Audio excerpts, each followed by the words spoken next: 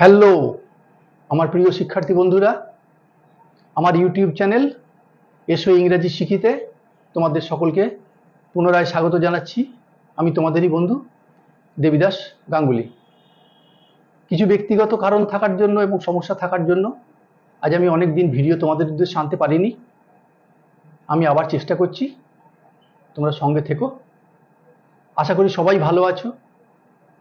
আজ আমার 14 নম্বর এপিসোডে গ্রামারের আলোচ্য বিষয় হলো পার্টস অফ স্পিচের কালেকটিভ নাউন, মেটেরিয়াল নাউন এবং অ্যাবস্ট্রাক্ট নাউন।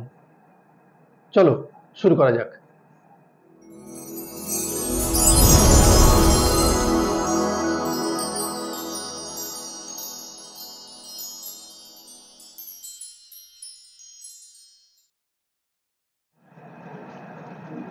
আমরা কালেকটিভ নাউন পড়ছি, কেমন? বানানটা একবার দেখে নেব। COLLE CTIVE, কালেকটিভ নাউন মানে কি লিখলাম? দলবাচক, সমূহবাচক বা গোষ্ঠীবাচক। ঠিক আছে, নামেতেই অনেকটা বোঝা যাচ্ছে যে কালেকটিভ নাউনটা কি হতে পারে। নাউন মানে নাম, তাহলে যে ওয়ার্ড দ্বারা অনেকগুলি ব্যক্তি বা বস্তু, সমষ্টি, দল বা জাতিকে বোঝানো হয় তাকে কালেকটিভ নাউন বলে। একটা দল হিসেবে থাকবে, এটা হলো কালেকটিভ নাউন। সেগুলো কিরকম? যেমন দেখো, ক্রাউড, ক্রাউড মানে হচ্ছে ভিড়, একটা মানুষ নিয়ে হয় না।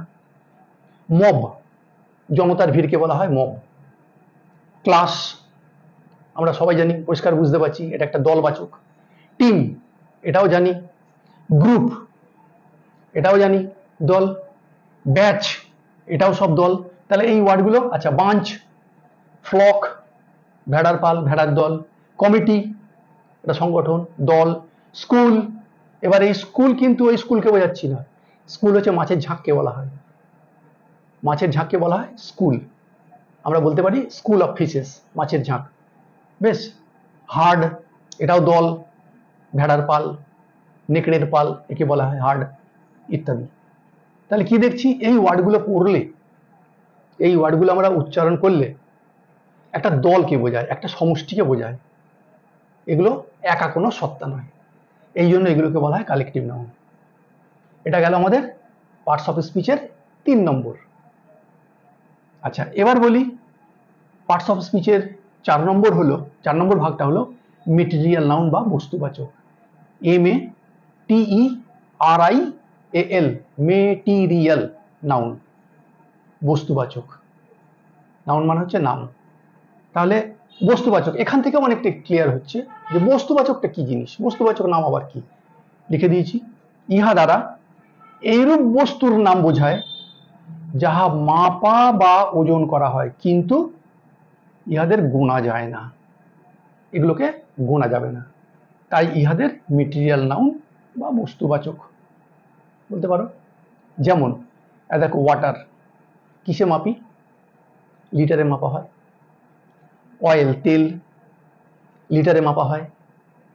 গোল্ড, এগুলো সব ওজন করা হয়। রাইস, হুইট, সুগার, এগুলোকে তো গোনা যায় না, এগুলো বস্তুবাচক, এগুলোকে ওজনে মাপতে হয়। তারপর ধরো কাঠ, একে কি করি আমরা? ফিতে দিয়ে মাপি, তাহলে এটাকেও বলা হবে মেটেরিয়াল নাউন। এগুলো গুণে পাওয়া যায় না, এগুলোকে ওজন করতে হয়, এই জন্য এগুলোকে বলা হয় মেটেরিয়াল নাউন। তাহলে মেটেরিয়াল নাউন কোনগুলো হলো?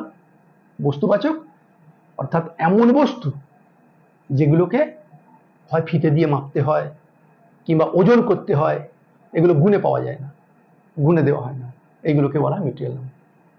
আর 5 নম্বর অর্থাৎ পার্টস অফ স্পিচের লাস্ট ভাগ হচ্ছে, সেটা হচ্ছে অ্যাবস্ট্রাক্ট নাউন।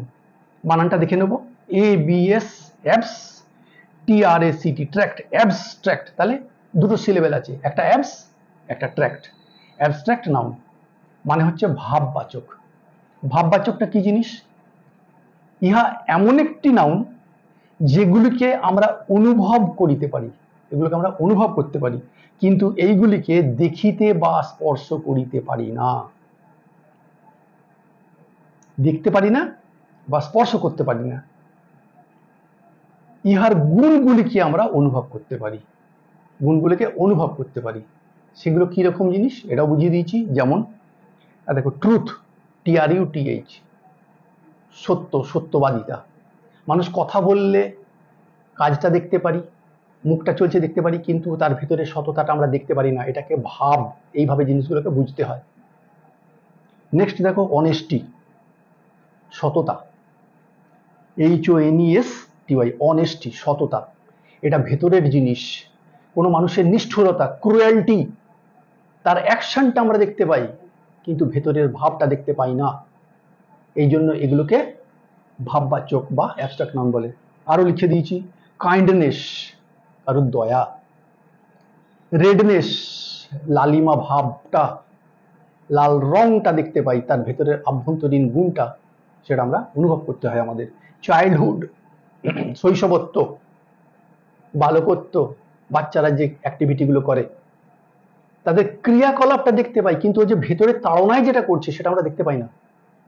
এই জন্য এগুলোকে ভাববাচক বলা হয়, অর্থাৎ অ্যাবস্ট্রাক্ট নাউন। তাহলে আমরা নাউনের 5টা ভাগ কমপ্লিট করে দিলাম, পড়লাম। ফার্স্ট ছিল প্রপার নাউন, তারপর কমন নাউন, আজকে পড়িয়ে দিলাম 3 নম্বর কালেকটিভ নাউন, মেটেরিয়াল নাউন এবং অ্যাবস্ট্রাক্ট নাউন। আশা করি বুঝতে পেরেছো। খুব সুন্দরভাবে একটা ধারণা দিয়ে দিলাম। এরপরেও যদি কারোর কোনো বোঝার অসুবিধে থাকে আমাকে বলো, আমি আবার চেষ্টা করব। আজকে এতটাই পড়ছি, এরপরে আবার পরের ভিডিওতে আমাদের সঙ্গে দেখা হবে, তোমাদের সঙ্গে আমার দেখা হবে। ততদিন সবাই ভালো থেকো, কেমন?